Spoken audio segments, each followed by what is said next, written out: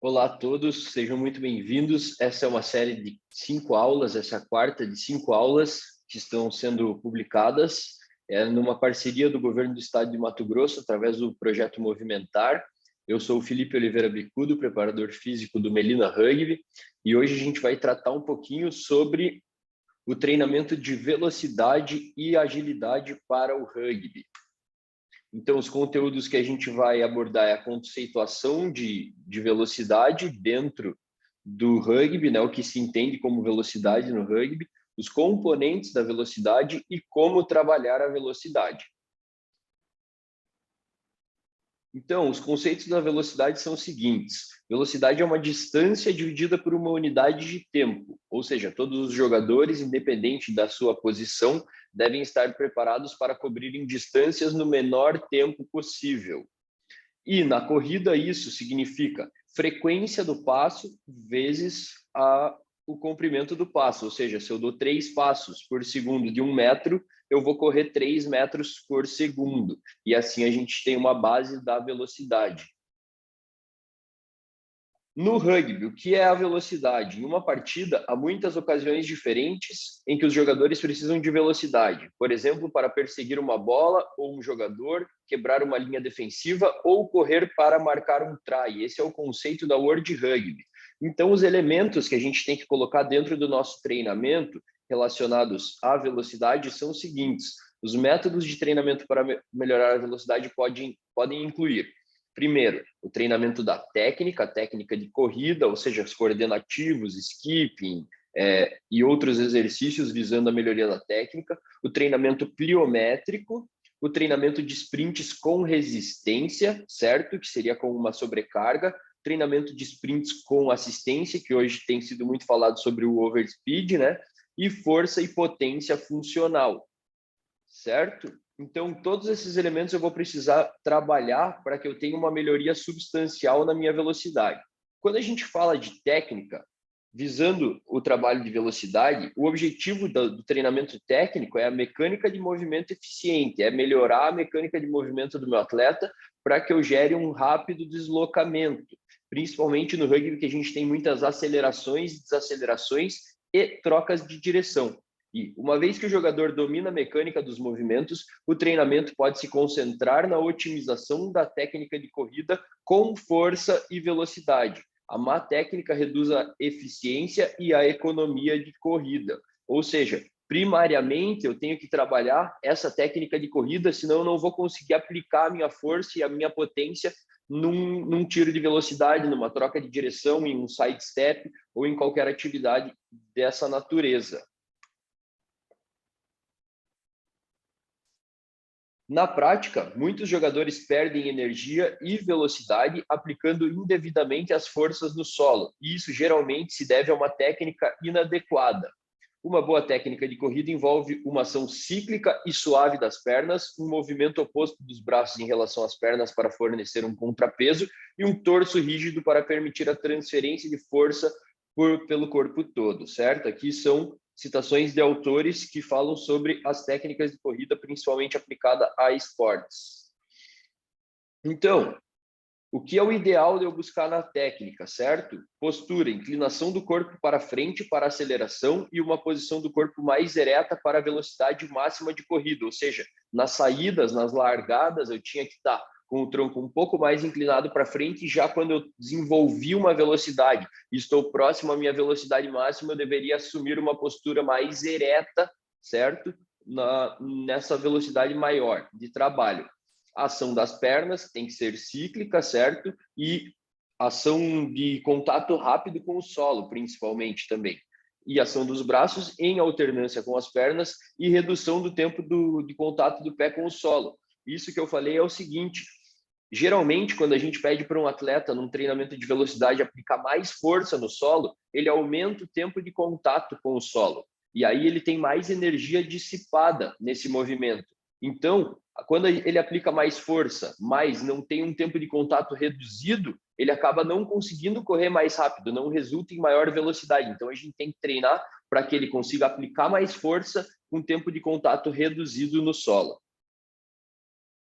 Falando um pouco mais especificamente sobre o treinamento da técnica, Inicialmente, deve ser realizado em velocidades submáximas para permitir que o jogador se sinta confortável e confiante e aprenda os mecanismos adequados de aceleração e desaceleração. Uma vez que o jogador tenha aprendido a dominar a técnica em um ritmo submáximo, ele pode progredir para métodos de treinamento de velocidade total. Os métodos de treinamento e as distâncias percorridas devem ser adaptados aos requisitos específicos que são evidentes durante a partida. Ou seja, no rugby nós temos tiros de, no máximo, né, ou em média, 30 a 40 metros. Os sprints variam de 5 a 10 metros, certo? 5 a 10 metros a 60. Então, eu preciso treinar nessas distâncias para que eu consiga ter uma transferência do meu treinamento para a minha partida. Não adianta eu colocar para dar tiros de 200 metros, porque eles não são tão específicos para o programa de rugby que a gente quer desenvolver, principalmente porque a gente precisa de sprints curtos e potentes e por alguns momentos do jogo é que os atletas vão desenvolver sprints de maiores distâncias.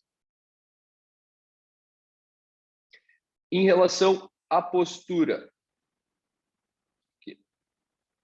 Em relação à postura, a inclinação do corpo tem que estar para frente durante a fase de aceleração e posição do corpo mais ereta para a velocidade máxima, como a gente viu alguns slides atrás.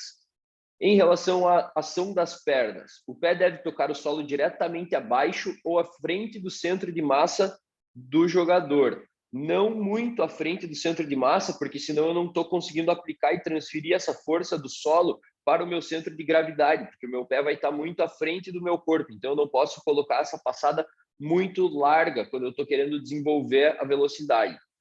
Tripla extensão, isso é um movimento muito importante que também é reproduzido em movimentos de musculação que podem ser aplicados aqui em exercícios de treinamento de força. O que seria essa tripla extensão? É a extensão do joelho, do quadril e tornozelo, no momento em que o pé faz contato com o solo, certo? E tripla flexão após o mesmo, ou seja, na hora que eu toco o meu pé no chão, meu quadril, joelho e tornozelo estão estendidos e na fase de recuperação tudo isso deveria estar muito próximo de uma flexão de 90 graus, certo? Calcanhar próximo aos glúteos na fase de recuperação da passada, justamente para eu conseguir trazer o meu calcanhar próximo ao glúteo, elevar o meu joelho a 90 graus e aí fazer a recuperação dessa passada para a próxima fase de contato, correto? Ação dos braços durante a corrida. Braços flexionados aproximadamente 90 graus. O braço oposto à perna que está por tocar o solo deve mover-se para cima e para frente, ou seja, toco o pé direito no solo e minha mão esquerda está se movendo para cima e para frente, partindo do quadril e terminando na linha do ombro para contrabalancear a ação da perna e evitar movimentos não desejados. Se eu estou balançando muito o braço, eu tenho dissipação de muita energia, resistência do ar que pode aumentar, isso não é desejável durante uma corrida de velocidade. E falando um pouco dessa coisa bastante importante para a velocidade, que é a redução do tempo de contato com o solo, a geração da maior força no menor tempo de contato com o solo possível para que a energia não se dissipe de maneira tão acentuada. Essa variável pode ser trabalhada através de exercícios técnicos e principalmente de exercícios pliométricos. O que são exercícios pliométricos? Prioritariamente são exercícios de salto, mas não necessariamente, certo? Que utilizam o ciclo alongamento ou encurtamento e alongamento das fibras musculares, certo? Num curto período, espaço de tempo, certo? Então, saltos consecutivos, salto em profundidade, saltos verticais, saltos hop, movimentos do atletismo também podem nos ajudar. Então, todos esses exercícios devem ser aplicados dentro do meu treinamento de velocidade. Pliometria, como eu estava dizendo, exercícios que utilizam o ciclo encurtamento e alongamento muscular em grandes velocidades. Por que eu disse que podem ser saltos, mas não exclusivamente saltos? Porque eu posso fazer pliometria, por exemplo, fazendo um movimento de supino com uma bola de 5, 7 quilos, com o atleta deitado no solo, o outro solta, ele recebe e devolve essa bola em grande potência, lançando ela para cima. Também é um exercício pliométrico que está utilizando o ciclo encurtamento e alongamento muscular em grandes velocidades e fazendo isso de maneira consecutiva. E a pliometria também visa melhorar os altos índices de produção de força e potência que permitem ao jogador tornar-se mais explosivo. Então, aqui eu tenho um salto hop, como eu falei, é um exercício de média potência, certo? E é uma consecução de saltos hop, onde eu salto com a mesma perna, caio com a mesma perna e tenho que fazer uma recuperação de passada e coordenação dos braços. Esse tipo de exercício é muito bom para o desenvolvimento da velocidade, pode ser feito inicialmente com 6 passos, tentando alcançar a maior distância possível, ou em 10 metros, certo? Fazendo o menor número de passos possível, e aí eu posso ir manipulando essas variáveis de volume para o meu atleta nas primeiras fases. Não é tão recomendado logo no começo do exercício, do treinamento de velocidade, já é um exercício de médio impacto, né? Então, ele já é para atletas um pouquinho mais avançados, mas é uma boa opção se eu quero melhorar a velocidade da minha equipe, porque ele exige muita coordenação e potência. Então, cai e recupera sempre com a mesma perna, certo? Pode ver que o tempo, no momento do contato com o solo, a tendência é que quadril, joelho e tornozelo estejam estendidos, certo? E na fase de recuperação, que joelho, quadril e tornozelo tentem ser flexionados a aproximadamente 90 graus. Aqui nós temos outro exemplo, né, um salto sobre o caixote, né, utiliza o ciclo de encurtamento-alongamento, um pequeno agachamento, utiliza essa força elástica gerada pela musculatura do agachamento ali, do movimento do agachamento, para saltar sobre um determinado caixote, né, uma determinada altura. Esses garotos eram de categoria juvenil, eles começaram saltando no início do nosso treinamento 2 caixotes, e no final de um processo de 1 ano de trabalho, eles já estavam bem mais potentes e conseguindo saltar a alturas bastante consideráveis pelo nível de treinamento deles, certo? Então, todo esse tipo de treinamento vai me ser muito útil dentro de uma periodização de trabalho de velocidade, de potência. Uma coisa bem interessante é o número de repetições, certo? Se eu estou trabalhando com o foco em potência e velocidade, eu nunca recomendaria você fazer mais de 6 repetições de algum mesmo trabalho, certo? Porque toda vez que você aumenta muito o volume, você abaixa a intensidade, beleza? Outra coisa bastante importante é que não se trabalhe sobre fadiga, tudo bem? O ideal é que não se trabalhe sobre índices altos de fadiga quando a gente está visando a velocidade e a potência, porque vai, como eu falei, vai cair a intensidade do meu trabalho e não é o que eu estou visando. Eu quero que o atleta atinja no treino velocidades máximas para que ele consiga reproduzir isso no jogo. Se ele estiver fadigado, ele não vai atingir no treino, consequentemente, não vai conseguir desenvolver no jogo. Então, agora, falando um pouco sobre os componentes físicos da velocidade, certo? Nós temos 3 componentes físicos, que seriam aceleração, desaceleração e velocidade máxima. E a gente tem que observar eles cuidadosamente. O que é a aceleração? É a taxa de variação da velocidade, ou seja, aumento da velocidade num determinado período de tempo. Se utiliza muito em métricas de GPS hoje, né? Aceleração em metros por segundo, ou seja, se eu tenho uma aceleração de 3, 4 metros por segundo, quer dizer que eu aumentei a minha velocidade em até 4 metros por segundo, o que é uma variação bastante grande da velocidade, e isso é muito procurado no rugby. O rugby de altos níveis hoje mostra que os jogadores que têm maior nível têm acelerações mais potentes e mais acelerações por jogo, certo? Então, ela começa de uma posição em pé ou caminhando e se move em um ritmo de velocidade crescente, ou seja, eu estava correndo para receber uma bola, quando eu enxerguei um buraco, eu ofereci uma opção, uma solução ao portador da bola, numa velocidade já bem mais alta, recebi a bola e explodi para marcar um try. Então, isso seria, essa troca, esse aumento na velocidade seria a aceleração. Para a maioria dos esportes coletivos, a aceleração é a fase mais importante para o desenvolvimento da velocidade, ou seja, se eu acelero rápido, depois talvez eu seja um cara que nem tenha uma velocidade máxima tão alta, mas para a especificidade do rugby, principalmente o rugby 15, eu vou conseguir resolver a situação. A maioria das ações de sprint são inferiores a 30 metros no rugby, certo? 14,7 metros em média para os forwards e 19,5 metros para os linhas. No geral, a velocidade máxima não é alcançada em menos de 30 metros, ou seja, talvez esse componente da aceleração seja um dos principais se eu estou trabalhando com uma equipe de rugby. Isso mostra a importância do desenvolvimento da capacidade de aceleração. Essas são palavras da World Rugby, certo? Então, a gente pode observar que tem uma importância bastante grande no treinamento e sim, eu devo trabalhar bastante essas fases de aceleração no meu treinamento de velocidade.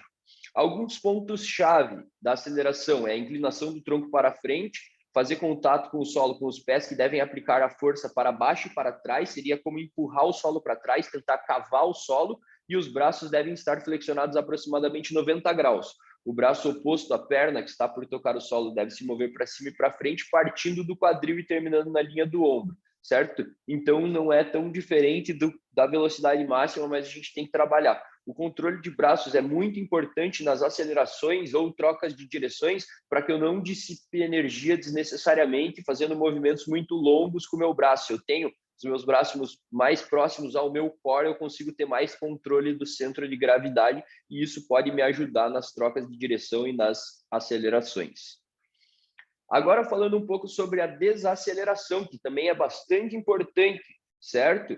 Muitas vezes um jogador recebe uma bola, desacelera e quando ele acelera, ele acaba por enganar o adversário. Então, essas trocas de velocidade de desaceleração, a desaceleração também é bastante utilizada para dar um sidestep, para trocar de direção ou para gerar algo inusitado, né? É muito importante esse elemento também. A desaceleração é um elemento comum da velocidade e é uma característica do jogo, certo? A capacidade de desacelerar e tolerar esforços de desaceleração rápida é uma característica importante de um programa de condicionamento para esportes multi-sprint. Uma coisa bastante interessante também é que é bastante importante treinar a desaceleração porque ela ajuda muito na prevenção de lesões. Muitas vezes as desacelerações, como os nossos atletas são muito fortes, muito rápidos, a desaceleração é muito brusca. Então, se eu treino essa mecânica do movimento de desaceleração, eu posso estar prevenindo lesões com a minha equipe. Então, durante a desaceleração rápida, forças enormes serão aplicadas ao jogador. Por isso é vital que os treinadores treinem esse elemento. A capacidade de aceleração e da desaceleração também é um aspecto extremamente importante da agilidade e, portanto, tal fator não deve ser negligenciado. Alguns pontos-chave. A desaceleração requer que o jogador incline seu corpo para trás ou se sente para colocar seu centro de massa atrás de si, o que causará desaceleração. O nível de inclinação para trás depende da velocidade com que o jogador estava viajando. Para desacelerar de forma eficaz, o atleta deve absorver a força, principalmente por meio da flexão do tornozelo, joelho e quadril, ou seja, colocar o pé no solo e flexionar essas três articulações para, em teoria, amortecer esse impacto.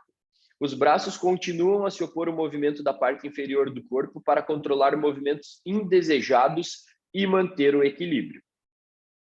Algum outro ponto-chave também da desaceleração, pessoal, é o aumento da frequência de passo quando eu vou desacelerar. Ou seja, eu venho, né, num determinado ritmo, correndo com passadas largas de 1 metro, e aí eu quero desacelerar rápido. Eu posso aumentar a frequência de passo para também me ajudar a controlar esse impacto do solo e não ser de uma vez. E aí eu dissipo mais essa energia, aumento minha frequência de passo, permitindo também que eu volte a reacelerar. Se eu não aumento essa frequência de passos, muitas vezes eu vou desacelerar, mas eu vou ter muita dificuldade em reacelerar novamente. Agora, se tratando da velocidade máxima.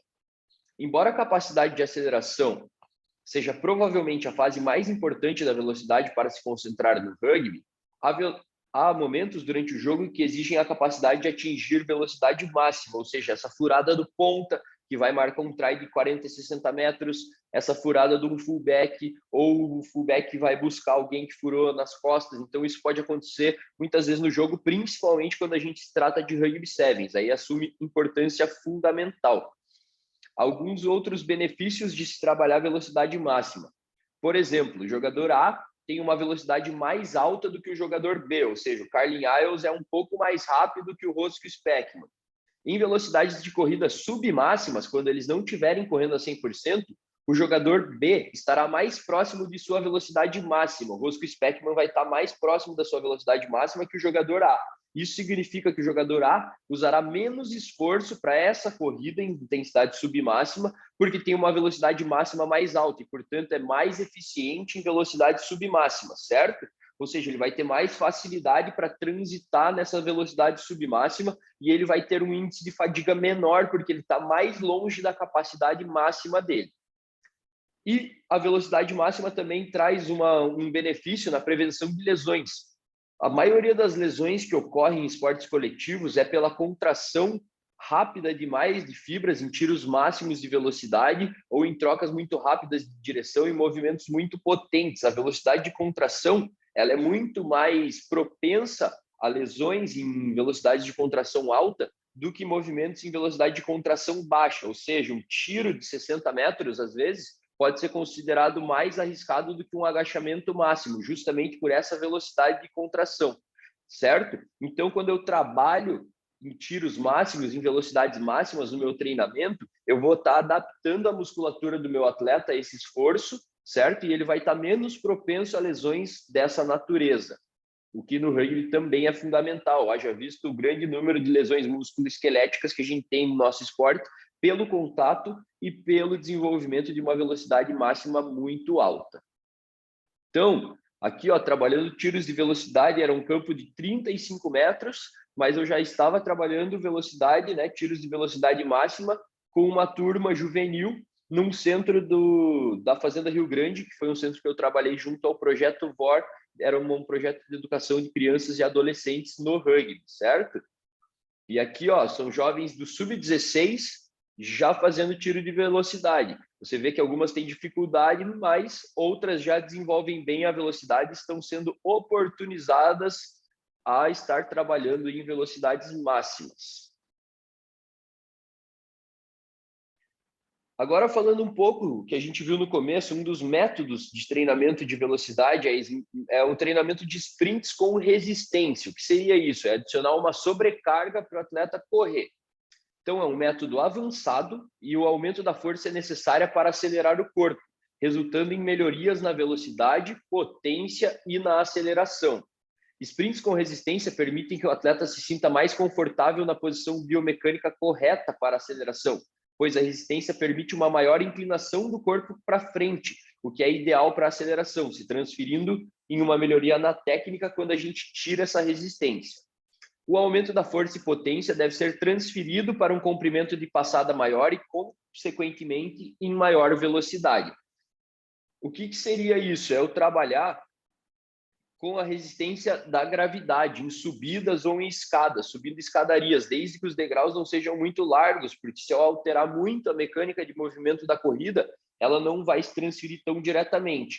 Então, uma subida é recomendada, não tão inclinada também. O que se diz é que de 3 a 10% já seria suficiente, né? Essa inclinação de 3 a 10% já seria suficiente para ajudar. Ou colocando uma sobrecarga no atleta, é a segunda maneira, com anilhas, trenós, elástico, paraquedas. Então, muitas vezes a gente adaptava e fazia com câmera de pneu, certo? Cortava uma câmera de pneu velha, passava na cintura do atleta e a gente mesmo segurava ele por alguns metros. Ou a gente prendia num cinturão de musculação, amarrava uma corda, amarrava numa anilha, porque ela na grama já oferece uma resistência legal, e faz com que o atleta percorra uma distância com essa resistência adicional.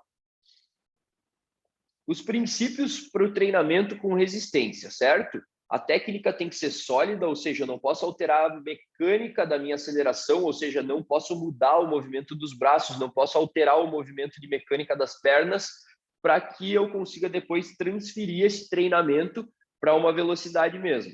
As cargas devem ser utilizadas entre 14% e 43% do peso corporal, certo? Isso é o que sustenta esse autor. Cargas maiores gerarão mais benefícios no que se refere à aceleração e cargas menores gerarão mais benefícios relacionados à velocidade máxima, justamente porque quanto maior a carga, certo? Menor a velocidade de contração. Como eu falei anteriormente, quando eu reduzo essa carga, eu tenho uma velocidade de contração maior, o que vai ser mais transferido para a velocidade máxima. Então, também eu posso utilizar essa metodologia dependendo da valência de velocidade que eu quero trabalhar. Alguns outros princípios do treinamento com resistência, o ângulo de inclinação. No caso do treinamento ser realizado em subidas, uma inclinação de 5 a 10 graus proporcionará um bom estímulo aos atletas. E inclinações maiores devem afetar a mecânica dos movimentos, além de tornarem muito lentas as execuções dos movimentos. Então, como eu falei, uma velocidade de contração muito lenta ou uma mecânica muito alterada não vai ser não vai beneficiar a minha transferência, né, dessa técnica ou dessa capacidade de força e potência para a velocidade máxima. Aqui eu tenho um vídeo, certo, de uma experiência que eu tive na França, do clube do FCG, o Grenoble. Nesse ano eles estavam jogando a primeira divisão, e esse equipamento é bastante interessante, que é um equipamento que ele pode adicionar resistência no atleta e ele pode ser utilizado no outro sentido, puxando o atleta, ajudando o que seria o sprint com assistência também. Aqui é muito interessante, porque hoje o que eles observam aqui é a aceleração, a força horizontal que o atleta gera no solo, o número de passos, o comprimento de cada passo, se há diferenças entre os passos das pernas direita e esquerda, certo? Se os passos maiores são mais potentes e os primeiros passos, desculpa, são mais potentes. Então, ele dá uma série de dados que são avaliados hoje no alto rendimento quando a gente está tratando de velocidade máxima, certo? Simplesmente aqui, ele, pelo peso corporal do atleta, adicionou uma sobrecarga, certo?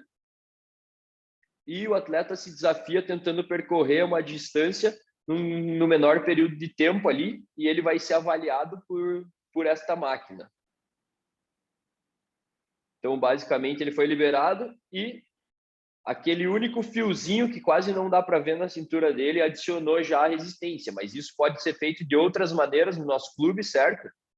E aí, ó, ele gerou 1.140 watts de potência, o que era muito bom, haja visto que ele era um atleta voltando de lesão, então eles observam essas métricas até para fazer uma média, não só da performance do atleta e se ele tem melhorado ou não, mas também para avaliar o estado físico deles. Como eles têm temporadas muito longas, jogam todos os fins de semana, se o meu atleta está conseguindo durante a semana produzir potências próximas à potência máxima que ele já me reproduziu algum dia, isso quer dizer que ele está num bom estado físico. Agora, se ele já produziu uma vez no treinamento 1.200 watts de potência numa corrida como essa, por exemplo, e aí dentro da minha temporada eu vejo que ele vai fazendo 1.000, nunca mais chega próximo de 1.200, depois ele está caindo para 900, talvez ele está depois caindo para 800, isso está me indicando que ele está fadigado, que ele precisa de mais intervalo, ou que ele precisa de uma redução do volume ou da intensidade do treinamento.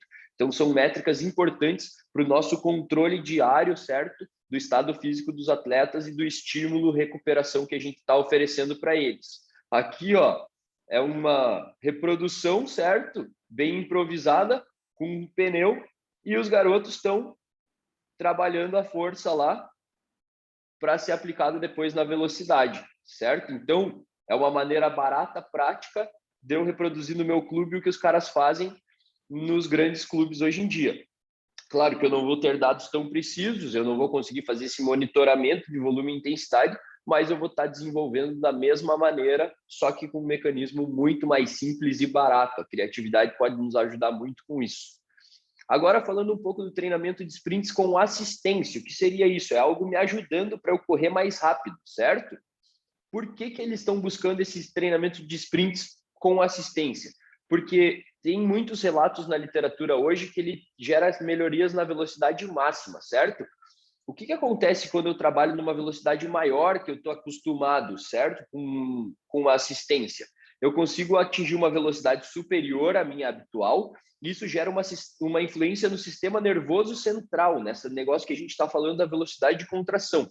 Foi demonstrado que o treinamento de sprints com assistência melhora os tempos de corrida de 30 a 60 metros. E também se demonstrou que o treinamento de sprints com assistência melhora a capacidade de aceleração, o que indica que poderia ser uma metodologia de treinamento muito valiosa, certo? Então, quando eu tenho essa influência de uma contração mais rápida no meu sistema nervoso central, ele acaba tendo que se habituar, retirar da minha resistência, né? Uma resistência que eu não preciso mais carregar, eu tenho ajuda para carregar o meu peso, então eu tenho que aplicar menos força no solo e eu posso ter uma velocidade de contração maior. E aí pode ter uma influência da aprendizagem do nosso sistema nervoso central, que vai conseguir se adaptar e tentar dar esses passos depois, quando a sobrecarga, que é o seu próprio peso corporal sem a assistência, for adicionada. Então, métodos de treinamento com assistência. Os métodos de treinamento assistidos sprints incluem corrida de velocidade assistida por gravidade. Por exemplo, uma corrida em declive, o exemplo contrário do que a gente viu com resistência. A gente corre na descida. ângulo recomendado inferior a 4 graus, porque se é uma descida muito longa, muito íngreme, eu vou alterar muito minha mecânica de movimento, não vou ter que aplicar as forças no solo, como eu teria que aplicar num ângulo de até 4 graus, e aí eu não teria o mesmo sucesso nessa atividade, porque a transferência de técnica não seria direta. O reboque em alta velocidade, por exemplo, correr com auxílio de um elástico, ou seja, um elástico que está na sua frente, bem esticado, e quando você começa a correr, ele te puxa e te ajuda nesse início de aceleração. Aumento da velocidade recomendado inferior a 10%, porque se eu aumentar muito isso, provavelmente eu vou perder a mecânica de movimento, é arriscado também, porque esse atleta pode cair, né, sofrer alguma queda indesejada, e não é uma velocidade que vai se transferir diretamente, certo? O que tem se feito muito hoje, tem umas esteiras especiais já que reduzem o peso do atleta, um cinturão na cintura, que deixa ele mais leve, meio que segura ele fora do chão e ele consegue aplicar, mas são equipamentos caros e ainda um pouco inacessíveis, certo? Ou como eu demonstrei, aquele equipamento que se tinha lá, e que é um equipamento que puxa e ajuda o atleta, mas ainda são equipamentos que não são muito acessíveis para nós, certo? E ressaltando que precisa haver uma manutenção da técnica para que esses exercícios sejam transferidos. Agora, tratando um pouco de agilidade, a gente tem que falar primeiro, para falar de agilidade, de alguns aspectos físicos, certo? O que seria agilidade? É a troca de direção, é conseguir trocar de direção com qualidade e com a maior velocidade possível. Então, dentro da agilidade, a gente vai falar sobre os aspectos físicos, que são as habilidades fundamentais do movimento, ou seja, dominar as técnicas de troca de direção, de desaceleração e reaceleração, velocidade, força e componentes fundamentais da corrida em linha reta. É importante eu dominar tudo isso para que eu consiga desenvolver a minha agilidade. Ela é muito formada por aspectos neurais, a agilidade, porque ela é cheia de tomadas de decisão. Quando eu troco de direção, dou um sidestep, eu estou tomando uma decisão. E aí eu preciso tomar essa decisão não só pelo jogo, pelo que o jogo me apresenta, mas pelo que o meu corpo é capaz de entregar. Não adianta eu ver um espaço e querer entrar nele, mas eu não tenho uma pisada igual a do Cheslin Kolbe, certo? Então ela é muito neural porque envolve todas essas tomadas de decisão e reação a estímulos, como esse defensor subiu, se ele abriu uma porta desse lado, se ele virou o ombro, se ele girou o corpo, o que essa oportunidade está me gerando para eu explorar a minha agilidade, certo? A complexidade da agilidade e o número de componentes que podem influenciar a execução dessa habilidade torna uma tarefa difícil de medir e de se treinar. O lado mental ou cognitivo da agilidade não pode ser o estímulo e deve ser treinado, não pode ser subestimado, desculpa, e deve ser treinado e desenvolvido como qualquer outra habilidade. A varredura visual, o reconhecimento de padrões situacionais e as qualidades de antecipação se enquadram nessa área cognitiva da agilidade. No rugby, antecipar o próximo movimento de um oponente ou ser capaz de reconhecer o que ele provavelmente fará em uma situação específica aumentará muito as chances de um jogador mudar de direção para fazer ou evitar um tackle. Os tipos de exercícios de agilidade que a gente tem, a agilidade planificada, onde o atleta possui o conhecimento prévio da tarefa e apenas executa os movimentos, que seria mais ideal nas fases iniciais do treinamento, ou seja, uma agilidade na escadinha, que ele já sabe qual é a tarefa, uma agilidade que ele vá até um cone, troque de direção para um lado pré-determinado, por exemplo, essa é para o lado esquerdo, e aí você acelera para frente novamente, certo? E a gente tem também a agilidade reativa, que durante a execução do movimento, o atleta recebe um estímulo e deve reagir ao mesmo, gerando importantes interpretações e tomadas de decisão durante a execução dos movimentos. Ou seja, pode ser uma corrida que eu falo já, e se eu falar volta, eles têm que bater o pé e voltar para o início de onde saíram. Ou se eu não falar nada, eles simplesmente correm um tiro de 10 ou 15 metros. Ou posso mostrar a cor de um cone e eles têm que correr para esse portão específico. Então, eles têm que reagir a esse estímulo que vai ter uma influência maior nesse componente cognitivo que a gente acabou de falar. A agilidade reativa. Pesquisas parecem sugerir que jogadores de mais alto nível terão melhor desempenho em testes de agilidade reativa em comparação com jogadores de mais baixo nível, enquanto em testes de mudança de direção planejada, não houve diferença entre os níveis de habilidade. O que quer dizer isso? Que talvez esse componente da interpretação e da reação, esse componente cognitivo, talvez seja mais importante do que a capacidade física da agilidade de reacelerar, de desacelerar e acelerar novamente, certo? Justamente porque essa tomada de decisão ela é melhor, e aí justamente porque essa tomada de decisão ela é melhor, e aí eu consigo me aproveitar melhor dessa situação, certo? Também foi demonstrado que a probabilidade de lesão aumenta quando o movimento não é planejado. Portanto, a capacidade de reação do treinamento é importante para reduzir o risco de lesões. Ou seja, eu não consegui prever que esse jogador ia me fechar tão rápido e não consegui desviar dele. Eu não consegui prever que ele ia reagir desse jeito, ou ele agiu desse jeito e eu não consegui reagir da maneira mais correta, e aí eu machuquei o meu tornozelo. Então, isso pode ser bastante importante na redução de lesões. Aqui a gente tem alguns exemplos, certo? Desses exercícios de agilidade não planificada já feito com crianças. Então, a gente vai observar ó, uma escola de rugby, crianças pequenas, o da frente recebe a bola e tem que fugir por onde quiser entre os palitos. Fora esse estímulo do primeiro estar fugindo e ter diversas opções de caminho para seguir, o treinador ainda fecha uma porta ou vira o corpo de uma maneira que faça com que o atleta tenha que reagir. E o atleta de trás está reagindo ao estímulo da mudança de direção do primeiro. Então, ele vai ter que reagir totalmente a esse estímulo. Então, os dois estão fazendo uma atividade de agilidade não planificada, certo? Aqui a gente tem um segundo exemplo, ó, que eles só correm por entre os portões e o treinador fecha um dos portões. Então, quando o treinador fecha um dos portões, ele tem que trocar de direção e, com isso, tentar também ir na direção de um espaço aberto, certo? E enganar o adversário. E o garoto de trás está trabalhando essa interpretação do que o da frente está fazendo e reagindo a todos esses estímulos. Aqui, ó, a gente tem um exemplo com uma equipe profissional, também de agilidade não planificada, que ele fala e ele dá uma tarefa. Ó. Ele disse, toquem no vermelho e voltem. E aí os jogadores têm que reagir a esse estímulo que não está planejado. Eles têm que estar prontos para qualquer momento desenvolver a velocidade, né, a capacidade máxima nessa distância curta, mas eles têm que estar dispostos também a reagir. Certo? Então, são atividades não planificadas que podem aumentar bastante esse componente cognitivo da desaceleração, aceleração, a reaceleração. Certo? Aqui visto por um outro ângulo, ó.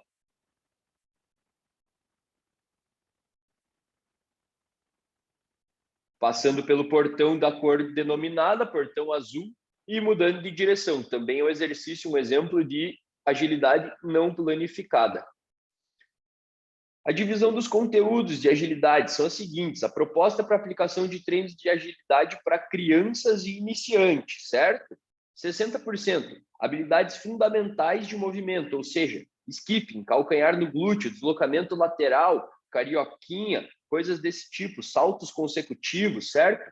25%, exercícios de agilidade planificada, onde ele já saiba previamente a tarefa até que ele torne isso habitual, que ele domine esse conteúdo, e 15% exercícios de agilidade reativa, certo? Isso é para crianças iniciantes, conforme o nível de experiência e de preparação física dos atletas vai aumentando, você pode ir alterando essa balança de percentual dos conteúdos da agilidade no teu treinamento, podendo chegar a mais exercícios de agilidade reativa proporcionalmente do que de agilidade planificada. Como avaliar, certo?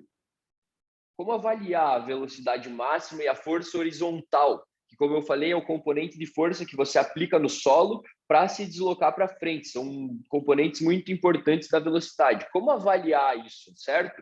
A gente tem hoje algumas opções para avaliar a velocidade, que são fotocélulas, certo? Que ainda é uma coisa inacessível, e o MySprint, que é um aplicativo. Eu recomendo bastante esse aplicativo, ele está disponível para iOS, certo? E se você tiver um iPhone superior ao iPhone 6, se não me engano, ele já tem uma câmera que consegue trabalhar com esse aplicativo. Basicamente, como funciona? Você vai baixar esse aplicativo chamado MySprint, você vai ter que montar de acordo com o guia que ele te dá, certo? Mas você tem que montar o seu celular num tripé a 15 metros lateralmente, né, da raia que você vai montar, e colocar cones a cada 5 metros para observar esse atleta passando por cada um dos cones e bastões, certo? O seu atleta percorre a distância e aqui, depois que ele correu, certo? Ele grava o filme e você vem na câmera lenta, devagar, e você vai marcando aqui nesses pequenos botões o começo, quando ele passou no primeiro cone, que seria o portão de 5 metros, 10, 15, 20, 25 e 30 metros, correto? E aí ele nos dá algumas informações bem interessantes. Vou mostrar para vocês aqui, ó. Ele me divulga isso, ou seja, o começo, certo? Em relação à hora do vídeo, o primeiro portão, segundo portão, terceiro portão, quarto portão, último portão, penúltimo portão e o portão de 30 metros, no qual foi percorrida essa distância de 30 metros em 4 segundos e 88, tudo bem? Então, aqui está o exemplo da Yolanda, o peso dela, a altura, a distância total 30 metros, aí me dá aqui, ó, a velocidade máxima que ela atingiu em metros por segundo, a força horizontal, que é essa força que ela conseguiu aplicar no solo para gerar força, para ir para diante, a força horizontal relativa, certo? Que seria em newtons por quilo, dividido pelo peso dela, que me dá uma mensuração de potência e velocidade relativa e força relativa bastante boa, certo? E a velocidade relativa. Tá? Então, através desse aplicativo, eu consigo ver e consigo observar o comportamento, tentando fazer o teste uma vez, fazer treino durante o período de 2 meses, ali 8 semanas, e fazer o teste de novo com esse aplicativo para ver se eu melhorei na força horizontal, caso eu tenha aplicado esses exercícios de sprints com resistência, eu posso esperar uma melhoria nessa força horizontal aplicada. Se eu fiz bastante treino de tiro de velocidade máxima, sprints com assistência, eu posso esperar uma melhoria da velocidade máxima. Então, esse é um aplicativo barato, acessível, certo? Que pode ser facilmente adquirido aí e pode ser uma boa ferramenta para você acompanhar os seus atletas no treino, tudo bem? Algumas outras informações que ele nos dá aqui, ó, do mesmo tiro de velocidade, é a potência máxima em watts, certo? Então, eu posso monitorar também as minhas atletas através desse aplicativo, como eu dei o exemplo lá, quando os caras tinham aquele equipamento, e aqui eu posso, se eu quiser, fazer um desse por semana, certo? Uma avaliação dessa por semana para acompanhar o estado físico das minhas atletas. Aí eu tenho a potência máxima relativa, aqui é a dissipação de força, ou seja, quanto menor esse número, melhor, porque é o déficit técnico ou de aplicação de força no solo que eu gerei. Então, quanto menores estiverem esses números aqui, melhor para mim, certo? Pessoal, espero que o conteúdo tenha sido interessante. Uma coisa muito importante para fechar que eu gostaria de salientar é assim, ó, com mais print aqui, deixa eu até voltar, com mais print eu consigo avaliar o tempo de cada portão. Então, uma coisa muito importante para eu saber é o seguinte, se eu tenho um atleta que ele faz tempos muito bons nos primeiros 2 portões, o que eu mais vou ter que trabalhar com ele são os tiros de velocidade máxima, certo? Que é esse desenvolvimento de velocidade máxima que está faltando para ele.